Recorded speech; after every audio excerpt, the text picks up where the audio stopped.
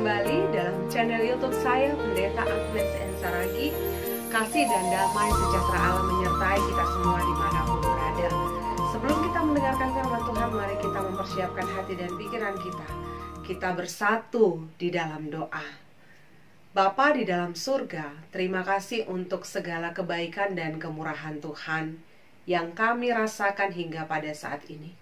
Kami akan mendengarkan firman-Mu. Kami percaya ketika kami membuka hati, membuka pikiran kami, maka Tuhan akan bekerja melalui Roh Kudus-Mu untuk semakin menolong kami mengenal Engkau di dalam kebenaran-Mu. Terima kasih ya Bapa. Berkati setiap jemaat-Mu dimanapun berada yang mendengarkan firman ini, bahkan hamba-Mu yang menyampaikan firman, kuasa-Mu yang bekerja, yang menolong atas kehidupan kami semua. Di dalam nama Tuhan Yesus Kristus kami berdoa. Amin. Jemaat yang dikasihi Tuhan, firman Tuhan yang menyapa kita pada saat ini diambil dari Lukas 11 ayat 27 sampai dengan 28. Siapa yang berbahagia? Ketika Yesus masih berbicara, berserulah seorang perempuan dari antara orang banyak dan berkata kepadanya, "Berbahagialah ibu yang telah mengandung engkau dan susu yang telah menyusui engkau." Tetapi ia berkata, "Yang berbahagia ialah mereka yang mendengarkan firman Allah dan yang memeliharanya." Jemaat yang dikasihi Tuhan, saya sangat bersyukur sekali ketika Tuhan masih memberikan kesempatan bagi saya dan juga saudara terkasih dimanapun berada untuk sama-sama belajar memahami kebenaran firman Tuhan dan semakin mengenal Allah di dalam kehidupan kita. Jemaat Tuhan, berbicara tentang kebahagiaan, ada istilah yang mengatakan kebahagiaan tidak terletak pada harta, tahta, dan juga nyawa. Kebahagiaan juga tidak terletak pada gemerlap perhiasan dan keindahan dunia. Namun kebahagiaan itu terletak pada hati dan jiwa yang dekat kepada Tuhan. Melalui istilah ini, kita diingatkan untuk selalu membangun hubungan yang dekat dengan Tuhan. Dan salah satu cara terbaik untuk membangun hubungan yang dekat dengan Tuhan adalah memberi diri untuk mendengarkan firman Tuhan dan memelihara firman Tuhan di dalam kehidupan kita. Seperti tujuan Injil Lukas, yaitu agar orang-orang yang tidak percaya kepada Yesus menerima kabar baik tentang keselamatan dan kerajaan Allah. Bahkan orang-orang yang percaya kepada Yesus meneladani kehidupan Yesus.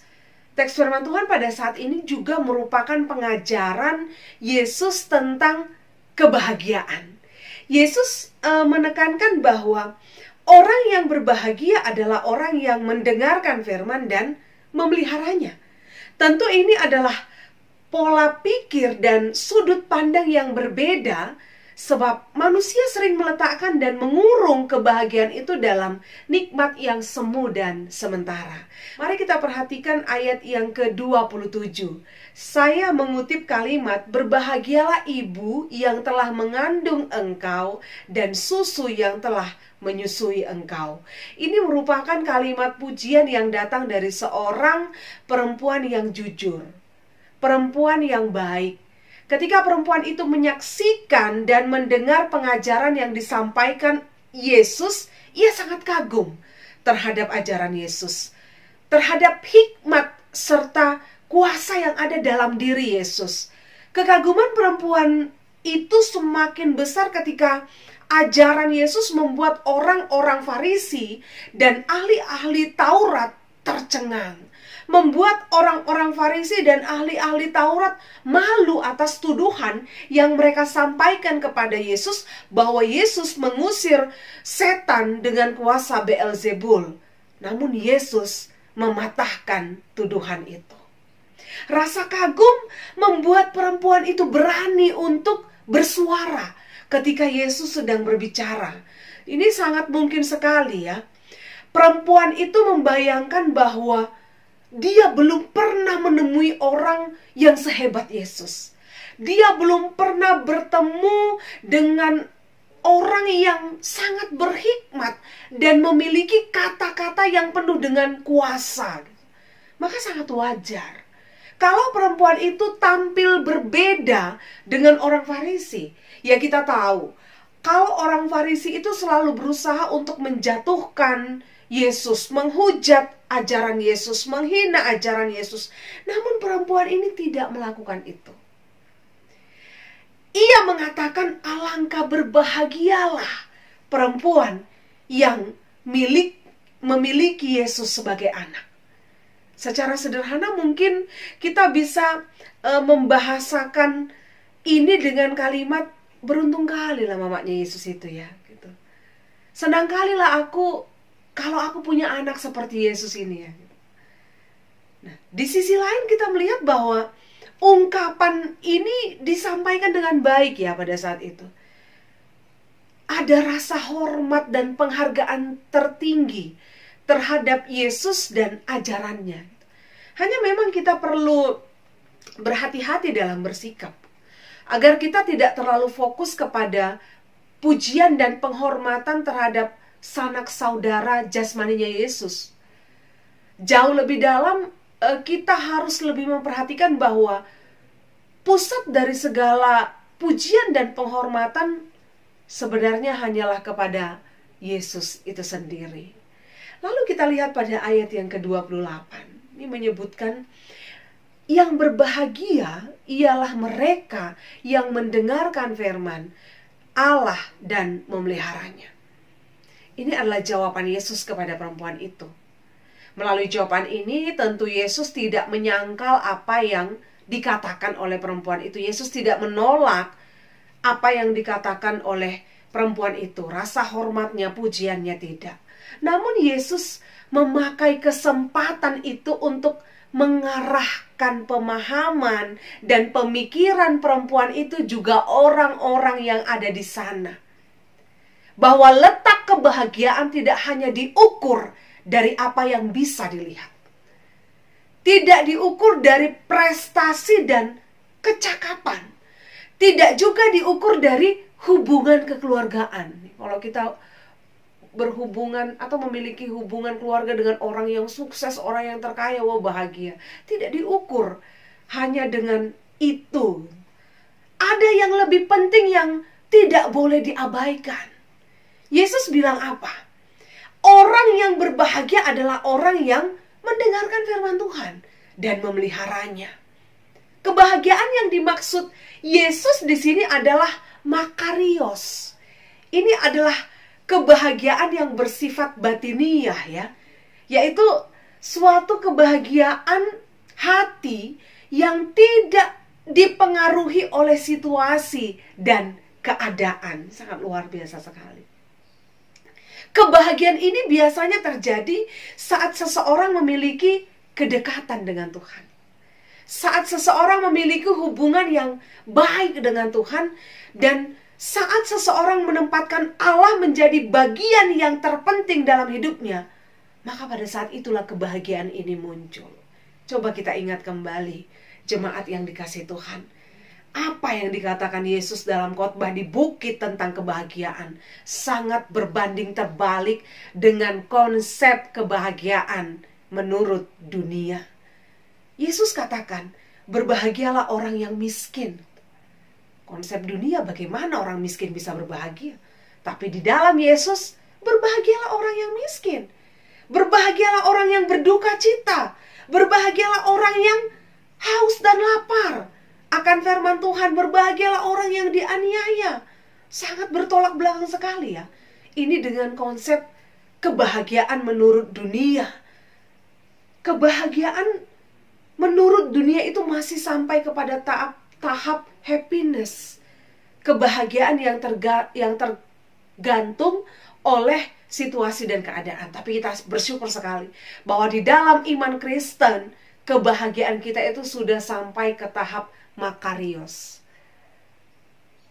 Kebahagiaan yang tidak bisa diubah oleh keadaan. Lalu bagaimana yang disebut dengan mendengarkan firman dan memeliharanya? Yang pertama, mari kita perhatikan kata mendengarkan firman. Kata mendengarkan dapat diartikan dengan melakukan apa yang didengar. Maka orang yang mendengarkan firman Tuhan seharusnya menjadi pelaku, bukan hanya pendengar. Fakta memang berbicara bahwa menjadi pendengar yang baik tidaklah mudah. Apalagi lah menjadi pelaku, pasti makin sulit. Namun istimewanya adalah menjadi pendengar dan pelaku firman Allah adalah anugerah yang harus kita syukuri.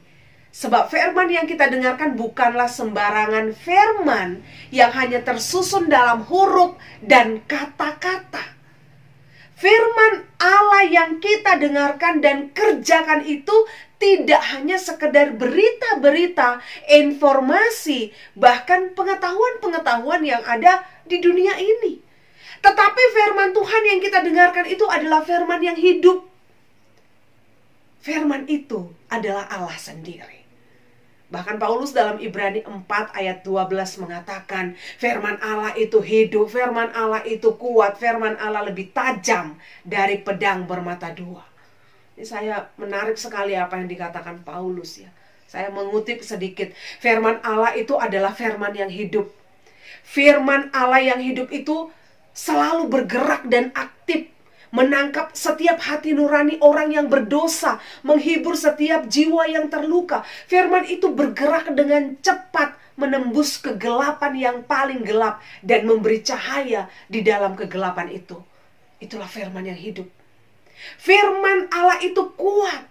Firman Allah yang kuat itu memiliki kuasa yang sanggup meruntuhkan benteng-benteng kegelapan, membangkitkan orang mati, membuat orang tuli mendengar, orang buta melihat, orang bisu berbicara, orang lumpuh berjalan. Bahkan firman itu berkuasa untuk memukul jatuh kerajaan iblis. Siapakah di bumi ini yang mampu melakukan itu? Tidak ada kuasa yang lain selain kuasa Allah. Firman Allah lebih tajam daripada pedang bermata dua. Di firman itu membuat jiwa yang sudah lama dikuasai roh kesombongan menjadi rendah hati. Seperti pedang yang tajam, yang dikuasai roh kejahatan menjadi lemah lembut dan taat. Karena pedang itu memisahkan kebiasaan yang jahat dengan kebiasaan yang buruk.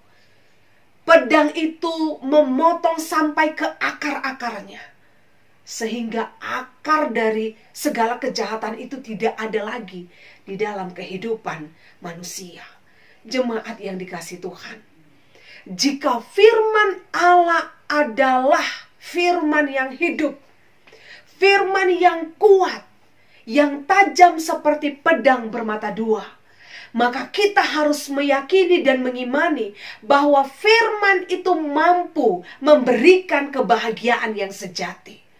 Kebahagiaan yang tidak sementara. Firman itu mampu memberikan kehidupan kekal.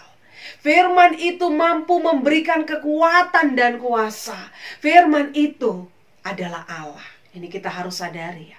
Kita harus pahami ini. Dunia tempat di mana kita berpijak dan tinggal tidak akan mampu memberikan kebahagiaan yang utuh kepada kita.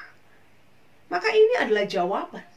Mengapa Yesus mengatakan orang yang berbahagia adalah orang yang mendengarkan firman? Karena hanya firman, hanya Allah yang sanggup untuk memberikan kehidupan yang kekal.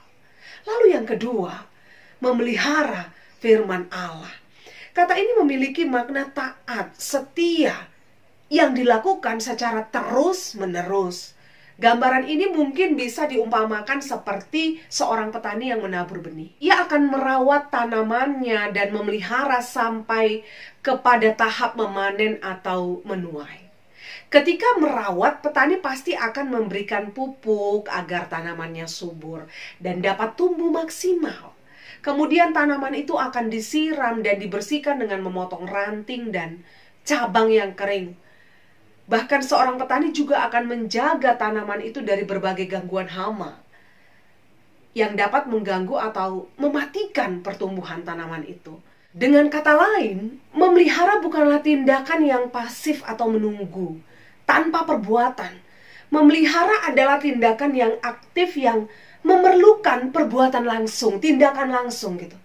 Memelihara firman Allah juga ternyata memerlukan tindakan yang aktif, yang dilakukan secara terus-menerus, bukan untuk 1 atau 2 kali. Memelihara firman Tuhan itu ternyata memerlukan kesiapan hati dan pikiran untuk terus belajar dalam proses ketaatan dan kesetiaan. Memelihara firman Tuhan berarti menghidupi firman itu sehingga kita memiliki kekuatan untuk bertahan dalam segala keadaan, termasuk keadaan yang tidak diinginkan. Seperti Abraham yang hidup di dalam firman Allah. Saat Allah meminta Ishak untuk dipersembahkan, Abraham memelihara firman itu. Dia belajar untuk hidup di dalam firman itu, belajar untuk setia dan taat kepada firman Allah. Lalu apakah Abraham menjadi orang yang tidak berbahagia pada saat itu? Tentu tidak. Abraham tetap menjadi orang yang berbahagia karena Abraham sudah sampai kepada kebahagiaan makarios. Sudah sampai ke tahap makarios. Berbahagia bukan dari yang ada di luar Allah, tetapi dari Allah sendiri. Dan Allah itu ada di dalam dirinya. Jadi kebahagiaan Abraham itu adalah karena dia tetap menjaga hubungannya dengan Allah. Walaupun dia sedang berada di dalam keadaan yang tidak baik, dia galau, dia bingung bagaimana mempersembahkan Ishak kepada Tuhan, tapi dia masih bisa tetap menjaga hubungannya kepada Tuhan. Itulah kebahagiaan makarios yang tidak berubah karena keadaan. Jemaat yang terkasih dalam nama Tuhan Yesus Kristus, topik mingguan yang sampai pada kita minggu ini adalah kebahagiaan mendengarkan firman Allah. Pada saat ini kita bisa dengan mudah ya mendapatkan firman Tuhan melalui bacaan Alkitab, melalui ibadah-ibadah, melalui media sosial, bahkan khotbah-khotbah dengan berbagai bentuk pemaparan. Setiap saat, di mana saja dan kapan saja kita bisa mendengarkan firman Tuhan. Namun bolehkah kita bertanya pada diri kita sendiri dan merenungkannya sejenak? Sudahkah saya mendengarkan firman Tuhan dalam arti menjadi pelaku firman Tuhan? Mari kita jawab dalam hati kita, pribadi lepas pribadi. Jemaat Tuhan, melalui teks firman Tuhan pada saat ini, Allah menghendaki agar kita mengimani dan mengamini bahwa firman itu bersama-sama dengan Allah. Dan firman itu adalah Allah. Dengan kata lain, firman atau Allah itu sendiri adalah sumber dari kebahagiaan kita. Kebahagiaan itu ada di dalam Allah. Maka apa yang harus kita lakukan? Jadilah pendengar dan pelaku firman Allah. Tempatkanlah firman itu dalam hidup kita. Kalau kita mau jujur ya, kita sering sekali gagal menempatkan firman atau menempatkan Allah dalam hidup kita. Kita sering sekali menempatkan sesuatu di luar Allah menjadi prioritas atau menjadi sumber kebahagiaan kita. Seperti harta, jabatan, kesehatan, pasangan, hidup keluarga, dan lain-lain. Kita sering lupa ketika Allah memberi kita harta, jabatan, pasangan, keberhasilan, dan lain-lain, itu bukan untuk dijadikan sumber kebahagiaan. Allah memberikan itu untuk membentuk kita menjadi manusia yang tahu berterima kasih. Manusia yang hidup di dalam ucapan syukur. untuk membentuk kita menjadi manusia yang bertanggung jawab, menjadi manusia yang memuliakan Allah dengan apa yang telah Allah berikan, bukan untuk sebagai sumber kebahagiaan.